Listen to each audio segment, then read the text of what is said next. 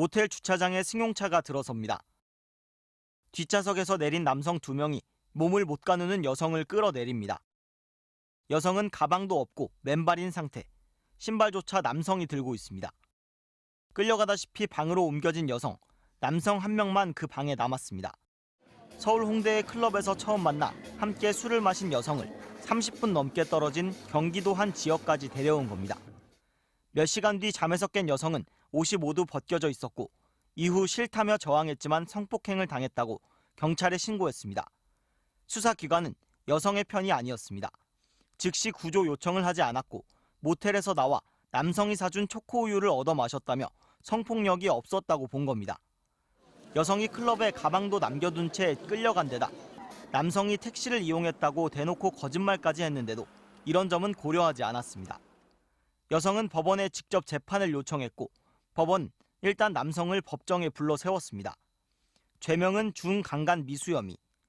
정신을 잃고 저항을 못하는 상태였는지 그런 상태를 이용해 고의로 성관계를 시도했는지 2가지가 쟁점이었습니다.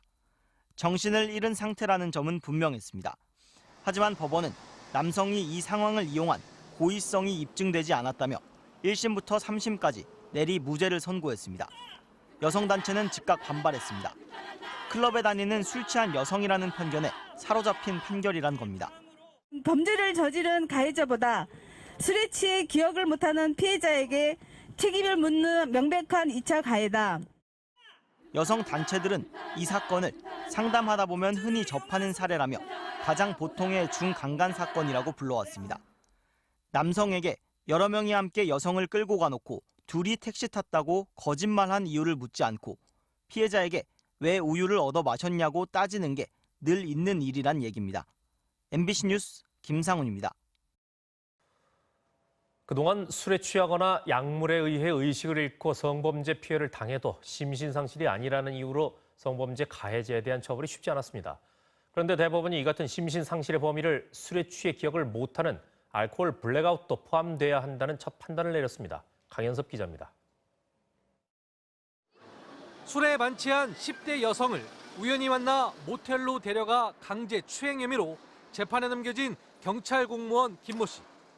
술에 취해 전혀 기억을 못하는 피해자와 달리 김 씨는 서로 동의하에 모텔로 갔으며 가는 동안 여성 역시 의식이 있어 심신 상실 상태가 아니라며 무죄를 주장했습니다.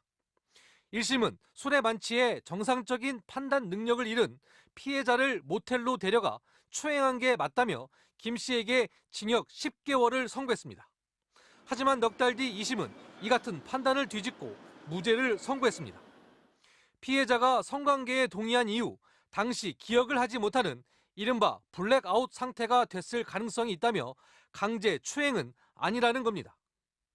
모텔 CCTV에 피해자가 비틀대거나 부축받지도 않았고 2사람이 편안하게 들어갔다는 모텔 직원의 진술도 이 같은 판단의 근거가 됐습니다.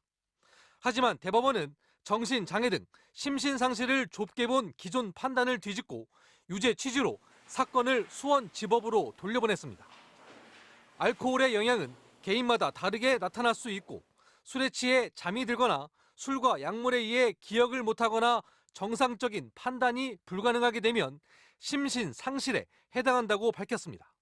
중강간 중강제추행의 경우에는 심실이 상실될 정도의 상태였냐라고 하는 것을 요구를 하다 보니까 조금이라도 다른 모습을 보였으면 그것이 이제 그 빌미가 되고 근거가 되어서 아예 피해자 보호가 이루어지지 않고. 대법원은 또 이들의 관계와 만남 과정, 모텔에 가게 된 경위 등을 종합적으로 고려해 성적 관계에 동의했다고 보기 힘들다고도 지적했습니다. 그동안 술에 만취한 여성에 대해 피해자 다음을 요구하며 가해자의 면죄부 판결을 줬던 관행이 이번 판례로 변화될 것으로 전망됩니다. MBC 뉴스 강현섭입니다.